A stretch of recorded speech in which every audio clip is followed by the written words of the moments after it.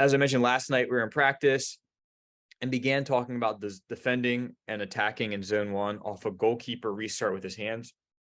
I also discussed how, in this picture right here, Brian has the ball rolling it out to Beretti. We also have a player off the picture that is on the other side of the box in the corner. And recognize in this position, I like Beretti's positioning where he's not too close to the wall and he's not too close to this white line. Finding somewhere in the middle. Even if he is up just a little bit further, that might be okay. It's depending on where the other players are. If they're pressed up higher, then maybe dropping back a little further is good. But a picture from our playoff game from last year. If you're looking at the pure objectives, what we're looking to do when defending in zone 1, we want to press to win the ball and force a turnover. Whenever we're stepping into zone 1, it can be off of, this is an example right here. Ken took a shot. The goalkeeper blocked it, and it's going to bounce around in this area right here. And that's Jack. Jack then is going to pressure this ball. I think last night I accidentally said Gavin. Jack's going to pressure this ball. Ken is going to step as well and put the ball under pressure and win it back immediately. That's a very dangerous zone to be in for the other team. That is their zone 1. And in that, we want to make sure if we are defending in that area that we have been able to push up really high and win that ball back immediately. Okay, so winning that ball is really important too. Looking at the zones, we have zone 1, zone 2, zone 3, and then zone 4. If we were on the Zoom call last week on Sunday, I always think that Monday is the beginning of the week. With that, if you weren't there on the Zoom call on Sunday, we talked about the 4 zones that are on the field. Zone 1 is what we are building out of. And with a goalkeeper restart, we talked about last night, we want to bait the other team to go short with it. So let's say this is the other team's goalkeeper. That if the goalkeeper has the ball and goes short either to the left or to the right, we want to press in a very particular way. We don't just run at both guys as hard as we can and allow them to play the goalie and the goalie able to play out into zone 2 and take a touch. We want to make sure to find a way to press that we are putting people into positions where they could cough the ball up easier. And I think that happens by making the goalkeeper use his touch with his feet. If the goalkeeper receives the ball with his feet, he can only touch the ball one time in that possession with his feet.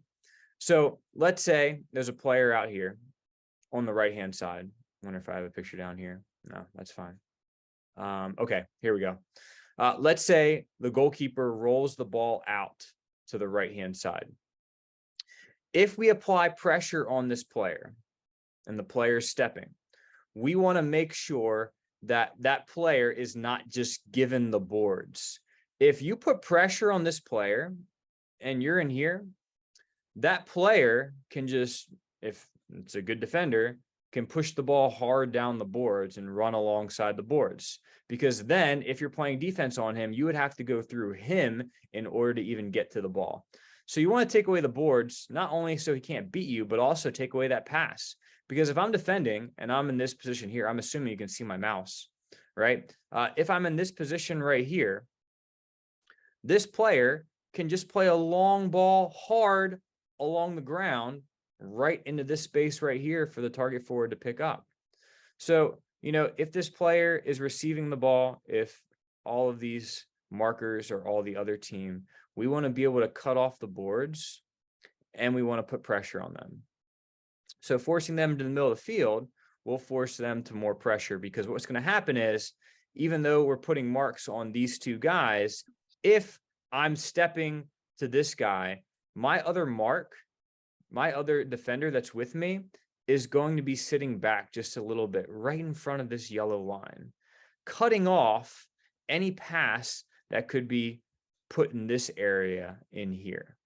Because if you're not cutting off that pass, if this player is, I don't know, stepped a little too high, let's say about here, that's an easy split pass that can be played right through this gap right here to him running onto it.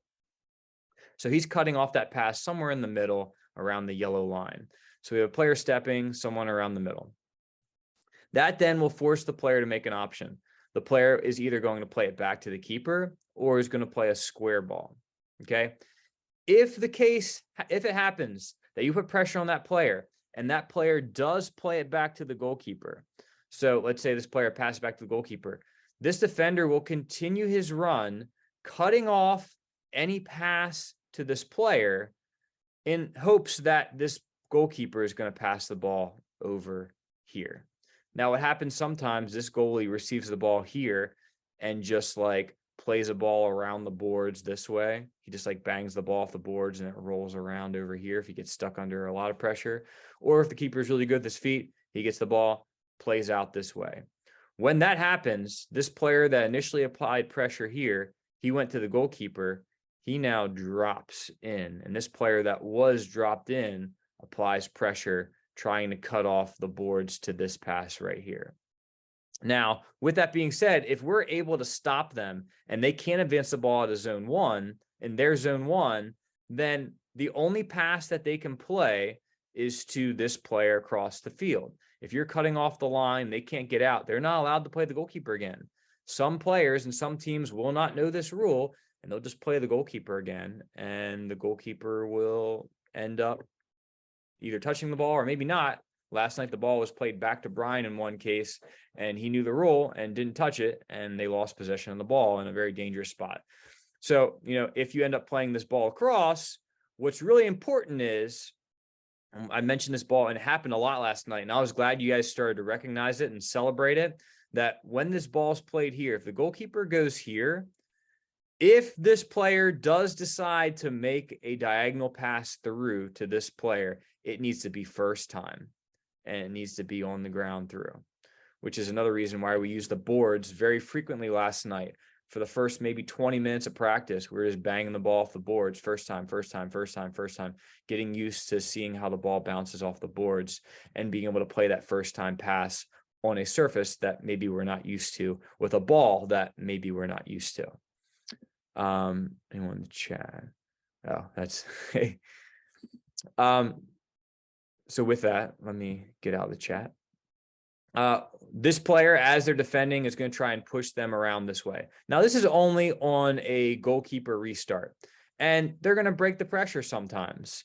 But some of the main things to be aware of is that if you're the first person on the ball, the second person is then going to be cutting off the split option. I mentioned that already. The first to pressure the goalkeeper also cuts off the pass that was first received from the goalkeeper. He's cutting off that lane. Be ready to pressure the defender. So this second guy right here needs to be ready to pressure immediately. Like, he has to predict that ball is going to go there and be running pretty hard at him in order to cut off that line pass. If you get beat, make sure to get behind the ball. So let's say you take a risk and you step and they advance the ball into zone 2. The play's not over. You need to get your butt behind the ball. Work hard to get back behind the ball. Follow your runners. If a player gets the ball in zone 1 and makes a pass into zone 3 and starts sprinting 3 zones across the field, you need to pick that guy up. If it was your man here in the beginning, pick him up and get behind the ball. And everyone's tracking back. This guy that's over here, let's say there's a guy over here and his man just starts running down the field. This guy on this side of the field also needs to drop behind the ball. He can't just cherry pick up here and be like, oh, well, my guy's up here, so I'm just going to stay with my guy and say, oh, well, you know what? Josh told me to stay with my guy, so I'm going to stay with my guy. No, first principle is 5 men behind the ball. Once you get 5 behind the ball, then you mark your man. They might only have 3 in the attack. I still want 5 behind the ball. Okay, say it again. They may only have 3 in the attack in zone 3 and zone 4. They can have someone hanging out in zone 2 if they want, but we need 5 behind the ball. Making sure that sometimes we understand that risks have to be taken, especially if we're down.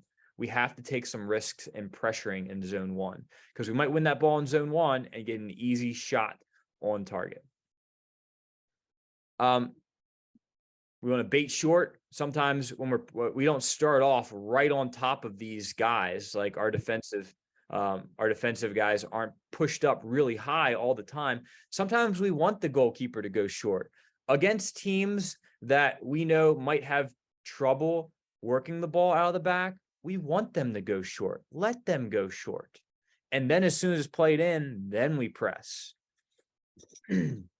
So knowing that, there are times too where maybe we want to force them to go long. Maybe we step really high and realize, hey, they have some guys that are good on working the ball to the back. Maybe we try stepping really high to them, force the goalkeeper to throw it far, and as soon as you see him start to wind up, you're sprinting back to get 5 behind the ball. Okay. In that case, play tight and just mark your guy up, and making sure that once the goalkeeper throws the ball, you get 5 behind the ball. If the goalkeeper makes a save, let's say goalkeeper's in goal right here and he makes a save. And normally, like, the possession will last somewhere between 25 seconds to a minute. You might want to bait them short, because if you step really high with them, the goalkeeper can just throw the ball all the way down the field and the ball be stuck in this corner all the way down here. And that'd be the perfect opportunity for these guys with tired legs to sub off. You might want to bait them short, so that way the goalkeeper doesn't have the option to just throw the ball long. Well, he just still has the option, but he decides to go short and keep those tired legs on the field. We want to keep them on the field as long as possible. Then if you realize, hey, they're trying to make subs, once they already have the ball in play in zone 1, then we step higher. So there are times we want to bait them short, and there are also times where we want to force them long. There's not a set time in the game when that would happen. It depends on how the game's going. If we're winning, if we recognize deficiencies in their attack, if we recognize the goalkeeper can't throw the ball to save his life, if the goalkeeper has a really strong arm, right? Maybe we sit back a little bit and bait him short, so that way the goalkeeper can throw the ball as far as he wants. If he's just constantly chucking the ball in zone 4 to a huge target forward who keeps collecting the ball, maybe we want to sit back and force him to go short and then a step high. So that's off a save. Maybe just by baiting short, we can keep the tire legs on the field. Off a free kick, let's say they get a free kick in zone 1. And this is something that maybe we didn't do very good at on our end last year. That if we get a free kick in zone 1, that there are times where it makes sense to play quickly. Kansas City Comets really like this. They like, as soon as there's a foul, putting the ball down and playing immediately and just catching the team off guard. They're able to get counterattacks off of it very frequently. So with that, making sure that with any free kick in zone 1, you can't just blast it down the field in zone 4. You have to understand that there are times where we want to play quick, but then also having the discernment of recognizing, hey, maybe I do want to go short here. Maybe I do want to take my time and give tired legs a break, or maybe there's guys that are right now trying to sub off that didn't communicate it, and I didn't know that, and I played quickly in the middle of my sub. Someone was running off the field, and I played them a ball thinking they were still paying attention, and them intercept it and counter on us. So knowing when to play short is really important. A lot of that comes from just playing more and getting more experience. And defensively, by man marking tightly in that situation off a free kick, if you're pushed high off a free kick in zone 1, think about this. They have a free kick in zone 1. If they can't just dump it down the field, then one option for them would be either to play zone 2, or maybe they play back to their goalkeeper. And if they play back to their goalkeeper, that's typically because we have some sort of tight man marking going on, and they can't just dump the ball down the other side of the field. So let them go back to their goalkeeper, let them use their touch, so that way we can set up defensively. So they have a free kick right here in zone 1. Free kick. I fouled somebody in zone 1. They get the ball. Find your man immediately and press them hard. And they might not find an option. Maybe I'm standing right in front of the ball. he can't find a pass in the zone 1. So he just turns and plays a small pass back to his goalkeeper. That's a win for us because now the goalkeeper's touch has been taken away in that possession.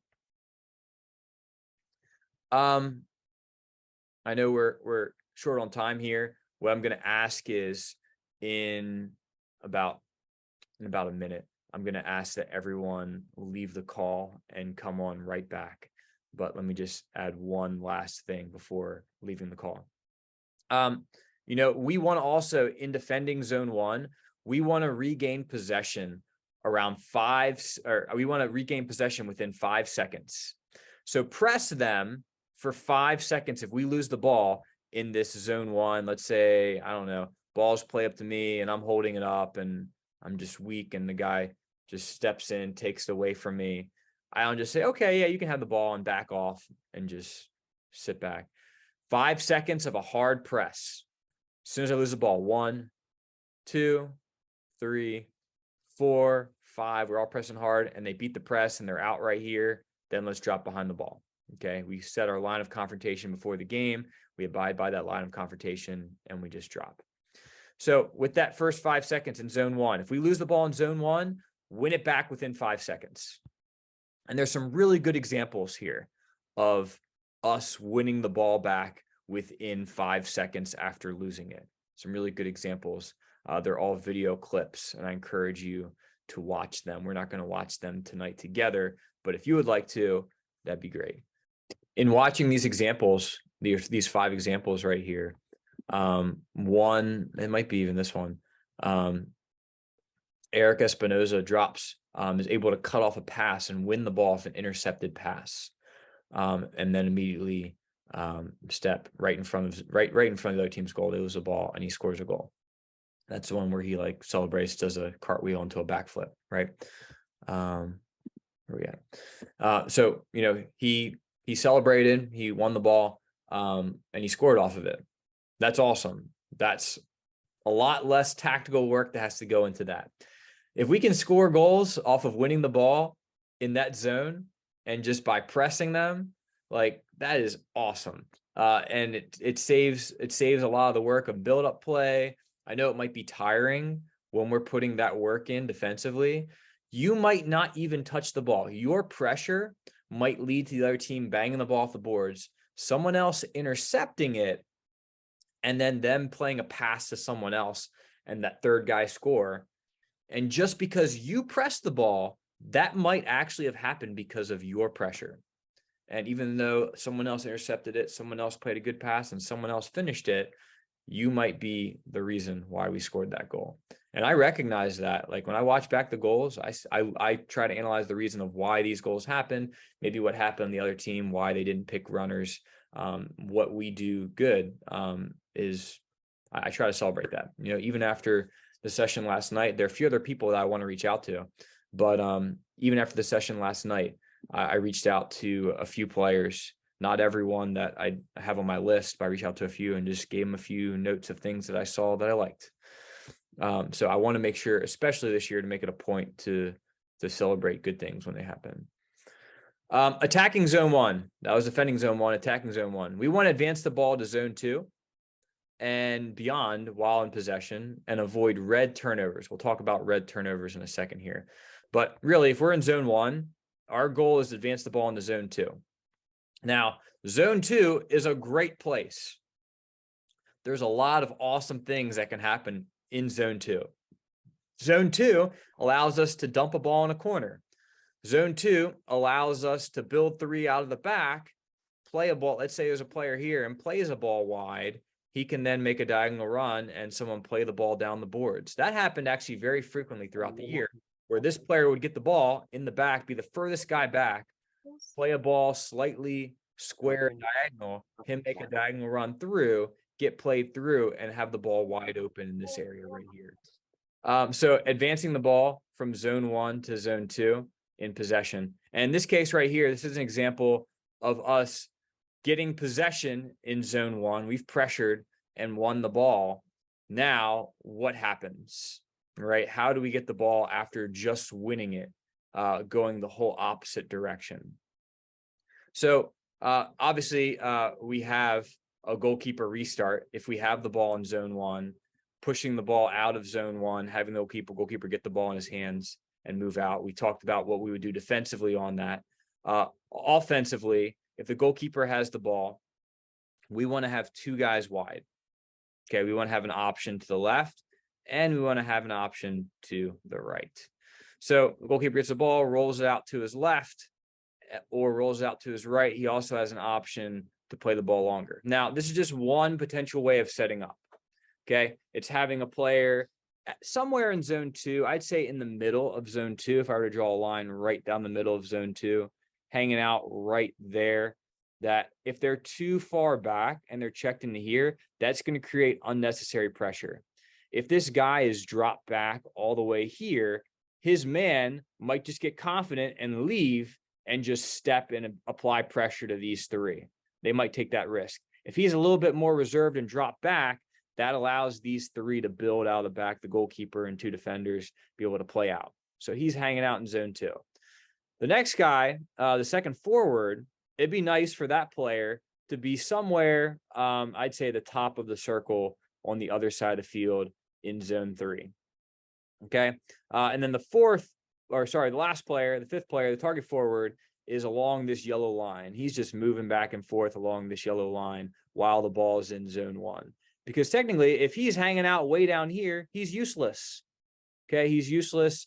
They can't play a ball in the air across all these 3 lines. And a ball played on the ground all the way to you hanging out here is sure to be intercepted. So with that, this player's hanging along the yellow line. He's just moving back and forth, just like a foosball table, until the ball is crossed into zone 2. This is one way of setting up. It's not the only way of setting up, but it's a common way of setting up. Another common way of setting up is by, rather than having this middle option, by setting up wide. Now, this seems a lot like what we did. I'd say we did this more last year, but I also want to throw in the option of having this middle guy. The problem with having this middle guy is that this player, whoever he is, has to be very good on the ball and want the ball. If this player does not want the ball and a ball is played to him and he loses it, that's a shot on goal. This player has to want the ball if the ball is played to them. So making sure that if we do have someone in this middle position, that they are confident. If you're not confident on the ball in that position, then just go wide, right?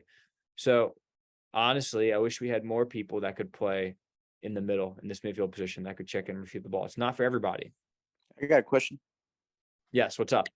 What's that position called? So let me back up here. If you wouldn't mind muting, I can go through this.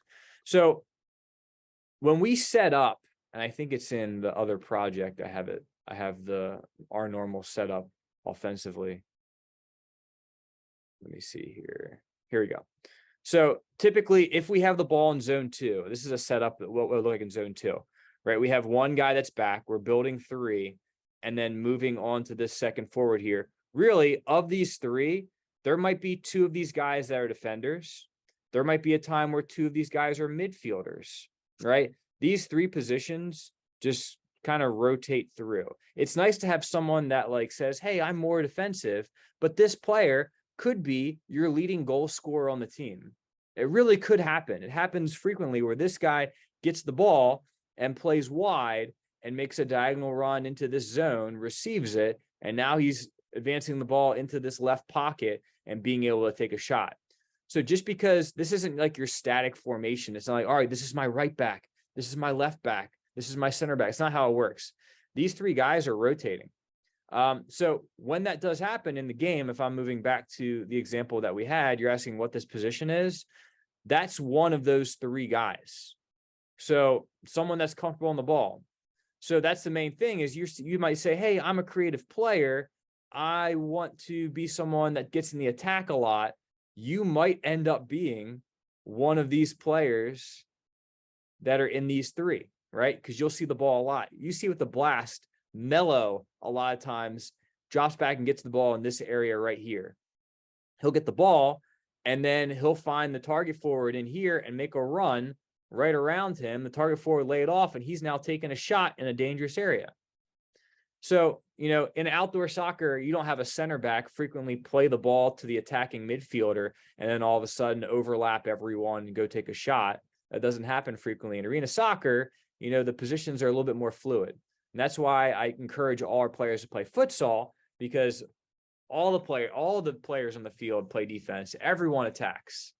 So with that, in the attack, this player could be a midfielder, could be a defender, someone that checks in to get the ball.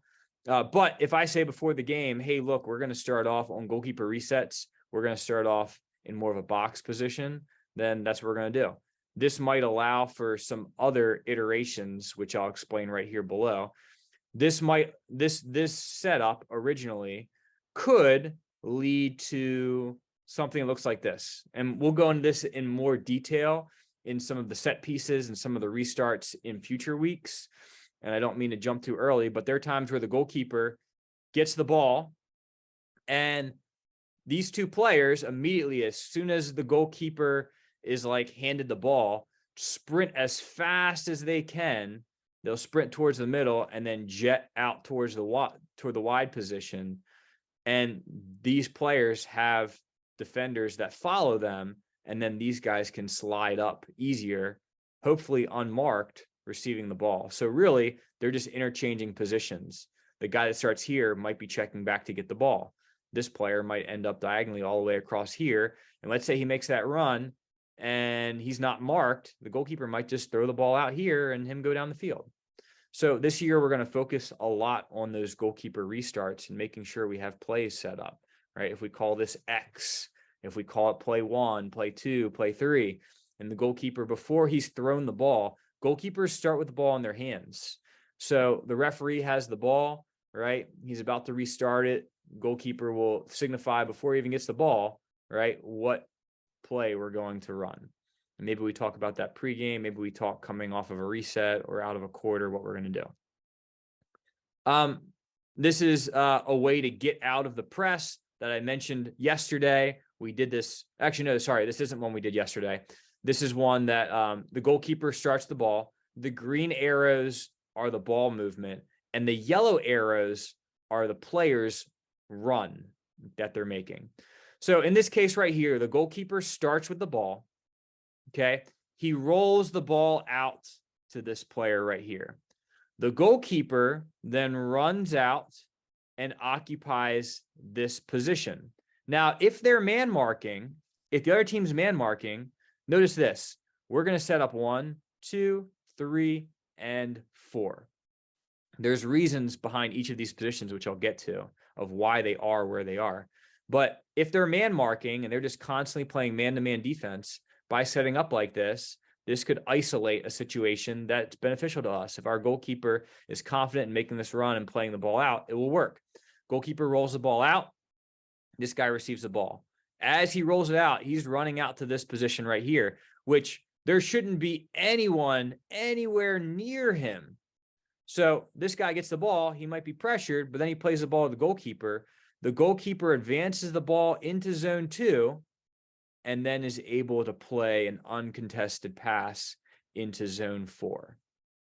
And we'll talk more about that once we get to zone 2, and we'll talk more frequently in 2 to 4 balls.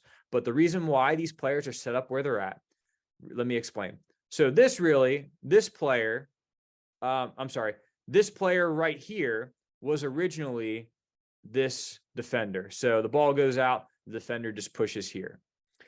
This player right here moves on this half of the field and is just slightly past, if I were to draw a line right down the middle, right? This player is on this side because we want to give this area a huge open pocket. If this guy is standing right here in the middle of the field, this guy right here is standing right in the middle of the field, and we play the goalkeeper, he might leave his man altogether and get confident and say, hey, I'm going to pressure this goalkeeper. He pressures the goalkeeper, wins the ball, and then gets a wide open net. So we want him just push back a little bit to give this wide open pocket that's in here. What this also allows is that if for some reason, when we played this ball and let's say the goalkeeper is not on for some reason, and we play the ball down the line, this guy's close enough that he can then drop behind the ball to provide that sort of option. If we were to lose it, assuming that this player maybe is under pressure immediately too, knowing that everyone's man marked. But with that, this happens very frequently. Teams that play man, they will play short and immediately the goalie come out. They play this ball here. He advances the ball into zone 2, and this guy either plays a long diagonal ball into here, or it would make more sense in this case, specifically with our setup, a ball down here that this target forward runs and cuts off in this area right here. Now, when that target forward gets the ball, check this out. Ball's played in. This guy can already start his overlapping run. He gets the ball, lays it off for him, and this guy is running back post, right? An easy play that we will practice over and over and over and over and over again frequently until we have it down. Okay, so this relies heavily on the goalkeeper, 1, recognizing the scenario, 2, being able to use their feet confidently. I think one thing that that can be said about other goalkeepers in our league too is that they don't really use this. I didn't see very frequently a goalkeeper advance the ball into zone 2 and play it down the field. I also think that the tactics that go into playing, a lot of teams didn't know that they could even do this. They couldn't, like, I don't know, some teams don't know all the rules, and mid-game, some players are asking me rules from the other team. So we're going to continue going through different 2v2 plus goalkeeper scenarios like yesterday, and then also 3v3 plus goalkeeper scenarios. We'll be doing that in training frequently. Off a goalkeeper save, I've a list of a few clips for you to go through if you want to go through and look at them. Off a free kick, I mentioned this earlier, defending it, having a quick restart could be beneficial, but knowing when to do the quick restart is important, because if there's a foul and we get the ball in zone 1 and we just want to play out really quickly while one of our players is subbing and we lose the ball and we get scored on because of it, that was dumb. So know the situation. If you just realize our entire shift just subbed on and we get a free kick here, well, all right, well, let's maybe play quick and get out. If you've been on for a while and there's a foul in this area, that might be the perfect time to make your sub. Okay. So knowing that, there are a few examples that I've listed in here. There might be times where we just want to catch our breath. We just we're put under pressure, and we worked our butt off for 45 seconds defensively. We might need a quick breather, and there's a foul, and take your time collecting it. Walk on over to the ball, get it, be slow to set it up, and then we play. So knowing the situation in the game, it comes with experience. Now, the last thing I want to say about this setup right here is, as the goalkeeper advances this ball, if this guy plays the ball here and just sprints like straight diagonally right to this red mark, the reason why I want him in this final destination is if the goalkeeper does lose the ball, this guy can track back pretty quickly. But in this case right here, if he advances the ball into zone 2 and still unmarked, and this guy's unmarked, he can play him and the goalkeeper retreat. We don't really want that ball. I don't see that as a ball that's ever going to be used, but this player here is really for defensive reasons. If he runs straight to the ball here and his man follows him, his man might be tempted on a smaller field to just continue his run and press the goalie, right? They might take a risk and do that. But if he runs straight out and then cuts in, he's going to lose his defender like really hard, sprints out. He passes that ball out. He sprints out really hard and then cuts back in. He's going to be in a position where he's not allowing the defender to put a ton of pressure on the ball. The goalkeeper will already be in this position and be confident in this pass down the line by then. So that's a bit of a delayed run. Rather than running straight here, he's going to run out and then cut back diagonally. Now, a bunch of new information for many of you.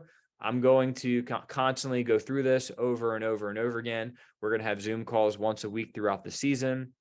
And that's why I want to go through and get all this out of the way with now, because mid-season, we had a lot of players that still weren't doing this because I did not take the time to explain these things. There's just so much that went into last season. There was a huge learning curve for a lot of players. I just wanted to get the basics down. Now that we've got that, let's move forward. Let's keep advancing our game. I don't want to stay stagnant. Okay, some other examples to look through. when you get some time. Off middle of the field play, right? If we have a defensive win in the middle of the field, some of the options are that we can play backwards.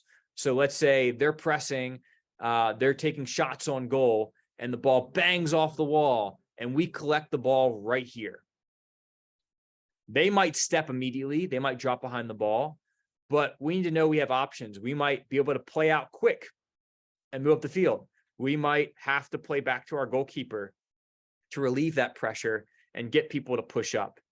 If we're all defending and the ball bangs off the wall and someone collects in this area right here, then we might want our target forward to sprint on out and provide a high option. Okay. We have to assume that this guy might be put under pressure. So we want to also not leave him out to dry if winning the ball. Now, if we're in the middle, as I mentioned, in the middle of the field, we might be able to play back to the goalkeeper or counter out. But if we're trapped in the corner, I mentioned this yesterday. Let's say we lose the ball, or let's say we're defending this side of the field, defending. Everyone's taking shots, bang off the boards, and the ball trickles in the corner, and we win the ball, and we're going this way out of zone 1. We might be stuck in the corner right here. We have to assume that this player is going to lose the ball. We have to assume that after the shot was taken, we collect it and we're stuck in the corner. We have to assume he's going to lose it. If we just have guys start, all 4 guys like running up the field, like in this scenario right here, we have a bunch of guys that off a reset are up the field. If everyone just starts sprinting and looking to counter and he doesn't have any options and he gets double teamed, or let's say he just loses it or tries to hit it out and it bangs off the defender, bangs off the wall, and then ends up right here in the middle of the field, then that's a wide open shot. We have to assume, knowing that he can't just clear the ball down the field over 3 lines, knowing he can't just kick it out of play, we have to assume that this guy is going to lose it. So when we get stuck in the corner in zone 1, when we get stuck in the corner, let's see if I have a picture in this one. I don't. Oh, here we go, right here. Okay, in this situation right here, we're defending this goal. Brian's in goal. We're winning the ball in our own zone 1. I believe first to the ball, it looks like either Pat or Shipley. No, that's Gavin. Gavin or Shipley. Whoever gets the ball there, we have to assume that number 19 is going to step hard. He's going to pressure, and we have to assume he's going to lose it. So in this case, once that ball is there, Ken's going to drop behind the ball. Ryan Stewart's going to drop behind the ball. Whoever the target forward is in this situation is also going to drop behind the ball to give an option to assume that he's going to lose it. Now, let me actually take a step back. The target forward, it'd be good for him to provide an option in zone 2. If the target forward drops behind the ball as well, I misspoke there. If the target forward drops back and we get all 5 behind the ball in that case, then we have no outlet out and we're just giving them the ball. So let's have our target forward be hanging out in zone 2 alongside the wall in this case, so we can get out. I've left a few good examples, and I encourage you to watch the videos attached to each of these examples, especially when it comes to, oh, there was a picture I was looking for down there. If we're trapped in the corner, expect a turnover, treat it like a corner for the other team. Assume that the other team has a corner kick, get behind the ball, but still have a target forward to be an option down the line. Pretend they have the ball, get back. I already said all these things. Making sure also, if they double team, we need to have a second player to support.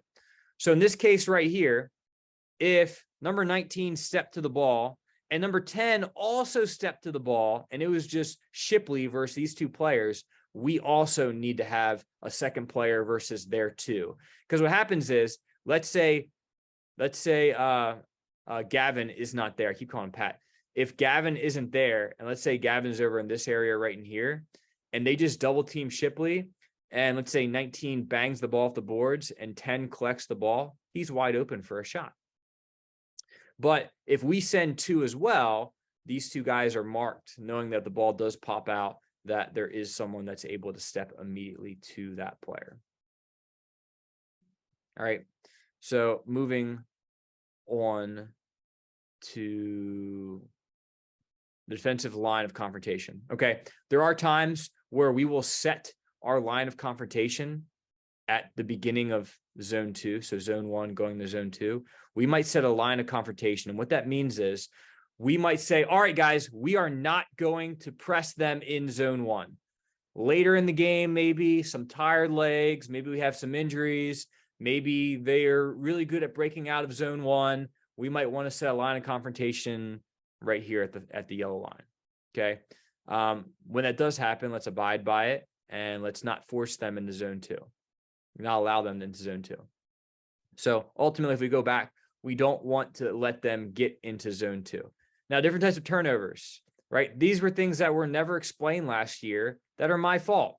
It's my fault. I didn't explain these. These are just things that a turnover is a turnover. I just wanted to teach you guys some of the basics of arena soccer.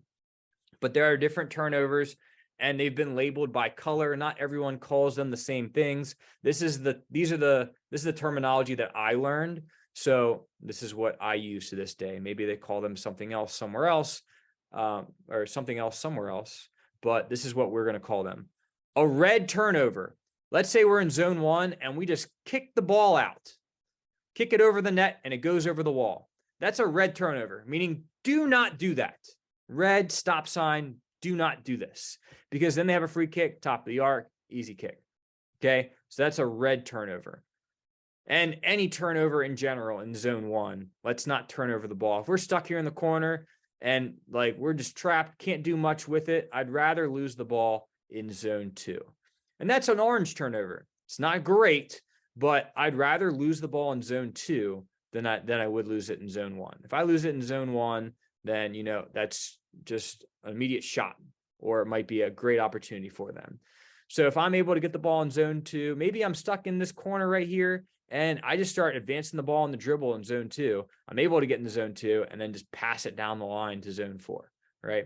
So do not give up the ball in zone 1. Please keep the ball. If we're like not playing good passes in possession, I saw this yesterday. The ball is rolled out and we play a pass back to the goalkeeper and almost like goes into the goal, or we're like rocking the ball back at the goalkeeper. Like, what the heck are you doing?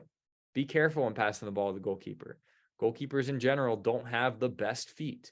Be careful. Play a flat pass across the back line. Okay. Play an accurate pass if you're playing across the field, but do not lose a ball in zone 1. Red turnover. A loss in zone 2 is a orange turnover. A loss in zone 3 is a yellow turnover, and a loss in zone 4 is a green turnover. So red, orange, yellow, green. Okay. I'm not saying you ever want to turn over the ball, but if you're stuck in zone 1 and they're pressing and you just bang the ball hard low down the line and it ends up in zone 4 down the corner down here, and they collect the ball under pressure, that's not the end of the world. In futsal, sometimes you're under a lot of pressure and you just want to dump it up court to the target forward. I'd rather you do that than you lose the ball in our own attacking third or attacking fourth. Yes, even talking about a red turnover is difficult. Correct. So I added an example in here. I could add a bunch more, which I probably will go back and add more examples for the future.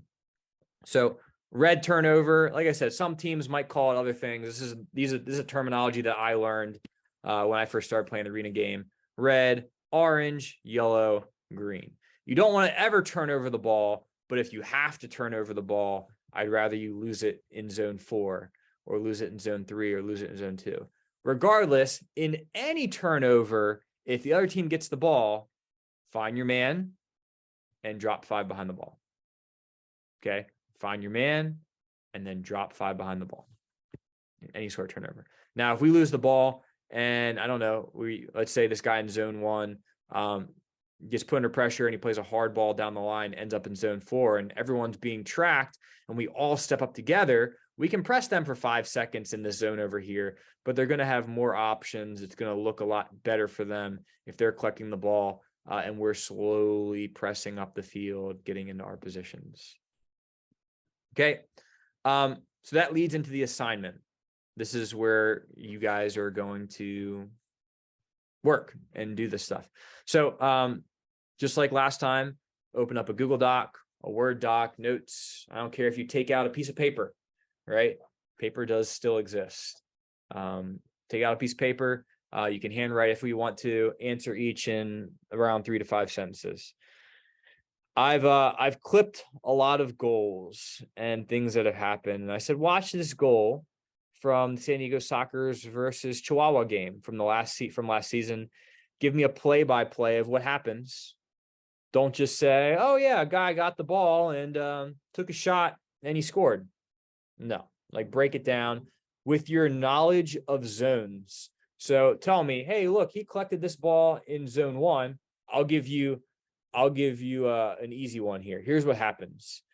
The ball is taken from zone 1 into zone 2, into zone 3, and then into zone 4 for a goal. It's a solo goal. The guy just dribbles all the way down the field and scores from zone 1 to zone 4.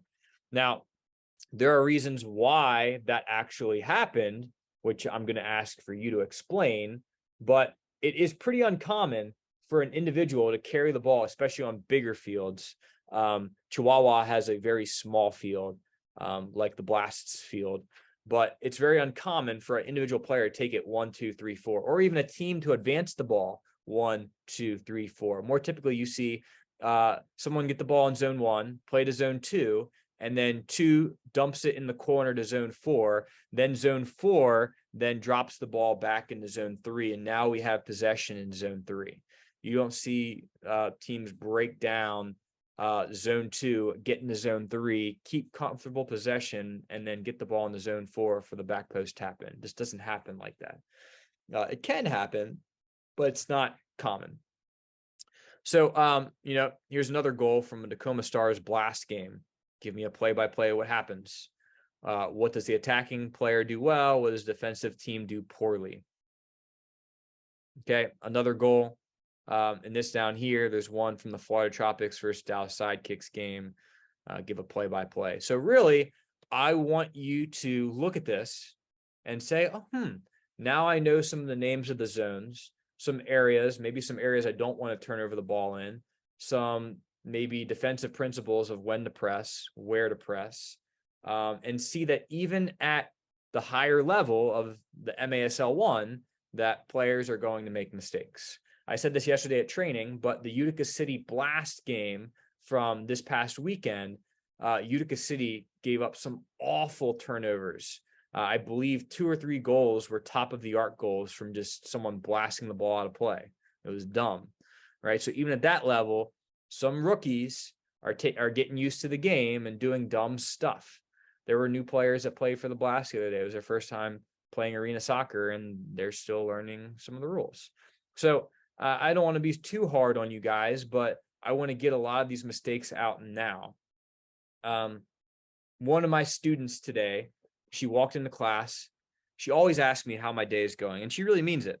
But she always asks me, how's your day? 1 to 10, how's your day going? And usually my day is typically somewhere between a 5 and a 7. That's a good range for me. Not often it's a bad day, but I'd say a good day for me is somewhere in a 6 point something. And so I gave her my rating. I said, how about you?